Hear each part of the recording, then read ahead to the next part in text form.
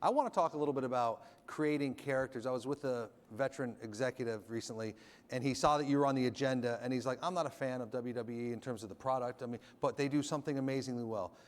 I wish we had stars like they had stars.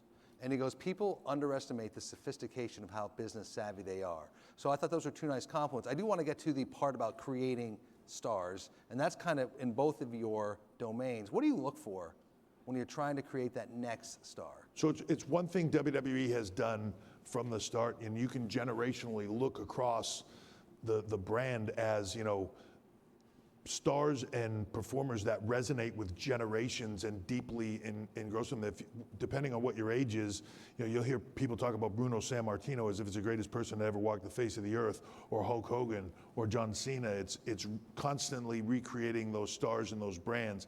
And every one of our performers is their own individual brand, and we stress that from day one and try to teach them how to be that. But in the recruiting process for us, one, charisma is king.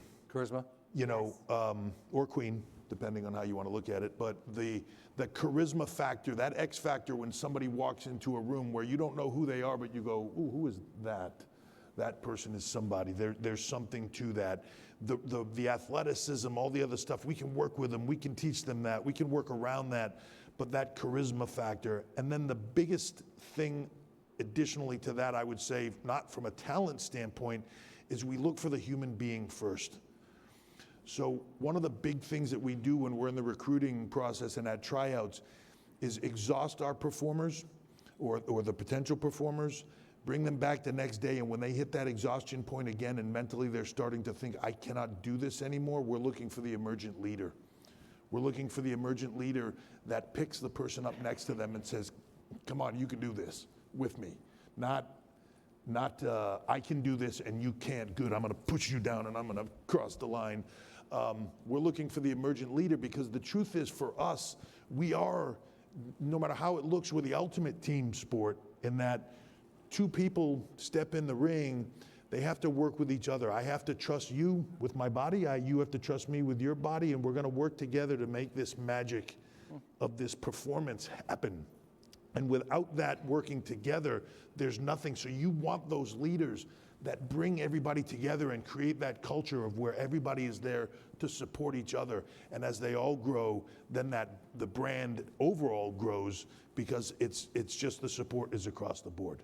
So the question here from the audience, I want to get to, so will Rob Gronkowski, will Gronk be a hero or heel or both? If we're talking about personalities and charisma. He'll be a wonderful advocate for a beer sponsorship.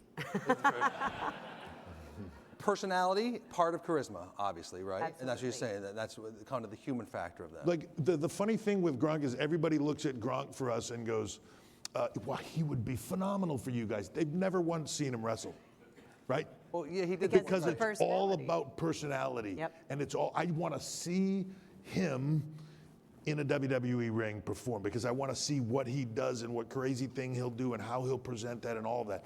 That is charisma. That is personality.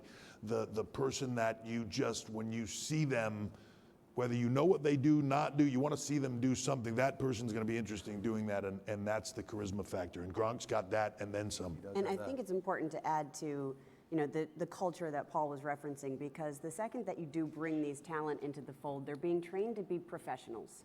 They have to dress professionally. They need to look you in the eye. They shake your hand. They are taught how to be their own brands. They're taught about digital and social media. We have what's called a content innovation lab, where we're teaching our talent to be their own content creators and giving them the tools that they need to do that.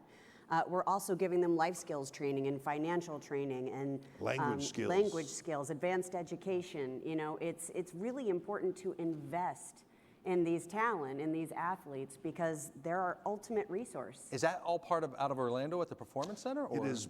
So yes, in Orlando, Florida, we have a performance center that is akin to any major sports league as far as the training. We have 7 rings and everything you would expect from the wrestling side, acting coaches and presentation skills and everything else that goes along with that. Strength and conditioning, like a pro sports team would have. Medical facilities, rehab, all of it. Additionally to that, though, yes, that is where we're doing language skills. That is where we're giving them financial training. That is where the content lab that is there is then working with the best in digital space production and everything else, and teaching them how to be brands and manage their social media accounts and be everything that they can be from a businessman and woman standpoint, because at the end of the day, that's what you need to succeed. The truly smart performers in our business, educated, smart performers, are the ones that are the most successful always.